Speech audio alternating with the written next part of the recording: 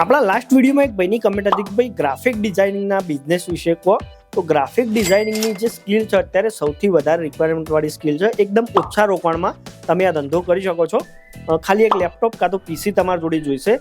આ કામ તમે ભણતા હોય 10મું 12મું કોલેજ કરતા હોય તો જોડે જોડે બી તમે શીખી શકો છો. કોઈ બી ઓનલાઈન કોર્સ કરી લેવાનો. આ સ્કિલની જે રિક્વાયરમેન્ટ છે એમાં તમને વાત કરું તો અત્યારે યુટ્યુબના થંબનેલ બનતા હોય છે, રીલ માટે જો પોસ્ટરો બનતા હોય છે, દુકાનોના બેનરો તમે બનાવી શકો છો.